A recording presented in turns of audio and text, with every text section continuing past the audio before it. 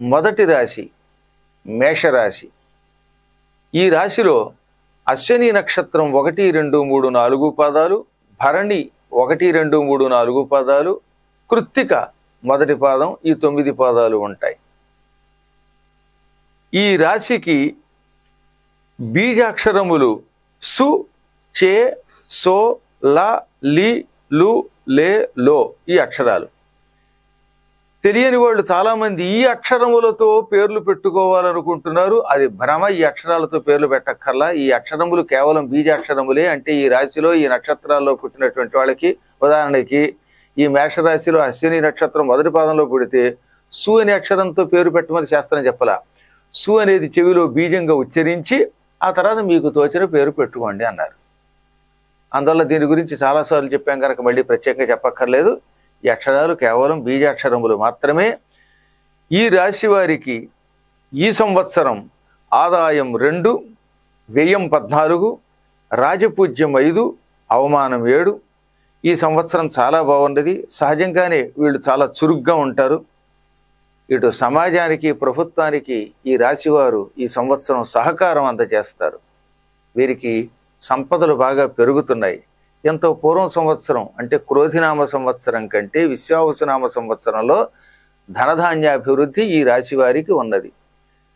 శీతల పానీయాలతో అంటే కూల్ డ్రింక్స్తో వ్యాపారం చేసేటటువంటి వాళ్ళు ఈ సంవత్సరం బాగా అభివృద్ధి పొందుతారు. నిమ్మరసం అమ్ముకునేవాళ్ళు, ఇంకా ఏవైనా చల్లని పానీయాలు అమ్ముకునే వారికి అభివృద్ధి ఉన్నదన్నమాట. ఆత్మవిశ్వాసం ఈ రాశి వారికి పెరుగుతోంది, ఉత్సాహం పెరుగుతోంది, పురోగతి ఉంది, బాగా చదువుకోగలుగుతారు, అనుకున్న ఫలితాలు పొందుతారు, ఎక్కువ మందికి బాగుంటుంది. మనం గుర్తుపెట్టుకోవాల్సింది ఏంటంటే రాశి ఫలితాలు ఇంచుమించుగా రాశిలో అందరికీ కలిపి కొన్ని వర్తిస్తాయి. మళ్ళీ వ్యక్తిగత జాతకం వేరు. అందుకని వైయక్తిక జాతకం కాకుండా సాంవత్సరిక ఫలితం రాశి అందరికీ సంబంధించింది.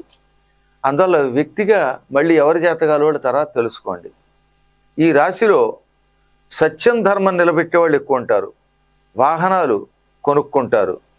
ఈ సంవత్సరం ఆస్తులు కూడా అభివృద్ధి అవుతున్నాయి. శ్రమ పడతారు. ప్రయోజనాలన్నీ బాగుంటాయి.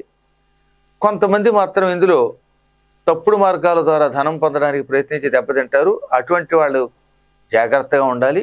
వీలున్నంత వరకు అలాంటి ప్రయత్నాలు చేయకుండా ఉండడానికి ప్రయత్నించండి. ఈ రాశి వారికి నిజాయితీగా ఉంటే మాత్రం అభివృద్ధి ఉంది.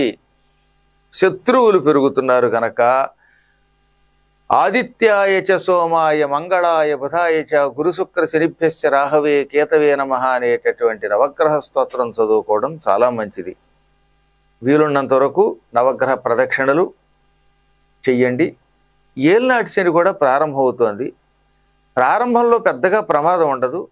వచ్చే సంవత్సరం నుంచి క్రమంగా చిక్కులు వస్తున్నాయి. దానిలోంచి బయటపడడానికే నేను శనైశ్చర స్తోత్రం ఒకటి ఇస్తున్నాను.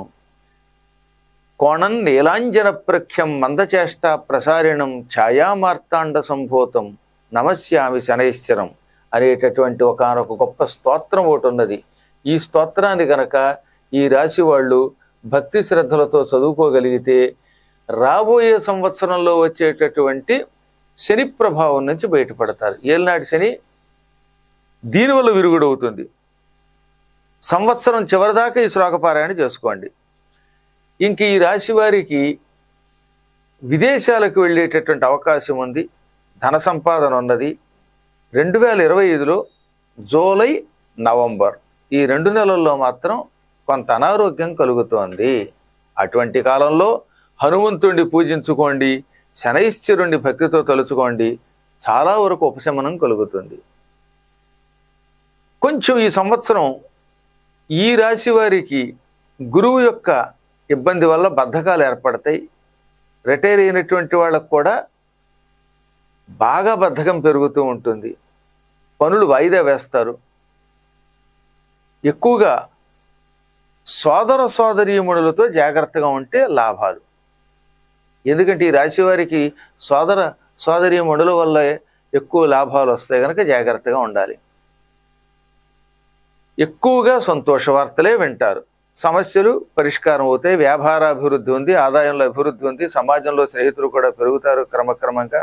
ఉద్యోగస్తులకి పదోన్నతి ఉంది. దీర్ఘకాలంగా పరిష్కృతం కాకుండా ఉన్న సమస్యలు పరిష్కృతం అవుతాయి. 2025 మే నుంచి వీళ్ళకి ఎక్కువ బాగుంటుంది. మాస ఫలితాలు తెలుసుకుందాం క్లుప్తంగా.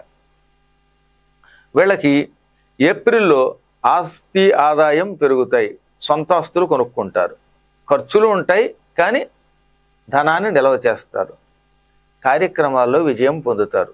మేలో వ్యతిరేకత ఎక్కువగా ఉంటుంది, నష్టాలు ఉంటాయి, జాగ్రత్తగా ఉండాలి. వీలున్నంత వరకు నవగ్రహ ప్రార్థన చేసుకోండి. జూనులో గౌరవం పెరుగుతుంది, వేతనాలు పెరుగుతాయి. జూలైలో పనులు పెరుగుతాయి, కీర్తి ధనం కూడా అలాగే పెరుగుతాయి. శ్రమ ఉంటుంది, ఆదాయము ఉంటుంది. ఆగస్టులో కొత్త వస్తువులు కొంటారు, భార్యాభర్తలు కీచులాటలు లేకుండా ఉంటారు. సెప్టెంబర్లో వ్యాపార అభివృద్ధి ఉంది. అక్టోబర్లో చాలా హాయిగా ఉంటారు, ఎక్కడికి వెళ్ళినా అనుకూల పరిస్థితులు ఉంటాయి. నవంబర్లో మాత్రం జోదాల వల్ల కానీ షేరు మార్కెట్ల వల్ల కానీ దెబ్బతింటారు. ఈ కాలంలో ఎవరిని నమ్మి డబ్బు ఇవ్వకండి.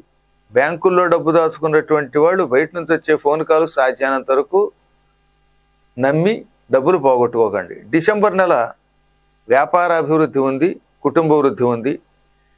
2026 జనవరిలో కుటుంబ సభ్యుల సహకారంతో పైకొస్తారు, అధికారులకి బాగుంటుంది. ఫిబ్రవరిలో ఆలోచనలు బాగుంటాయి, దానివల్ల సంపాదన కూడా బాగా ఉంటుంది. మార్చిలో ఐశ్వర్యం బాగుంటుంది. ఏది ఏమైనా నవగ్రహ పూజ వల్ల, ఆంజనేయ పూజ వల్ల ఈ రాశివాడు కష్టాల నుంచి బయటపడతారు, శుభం పొందుతారు.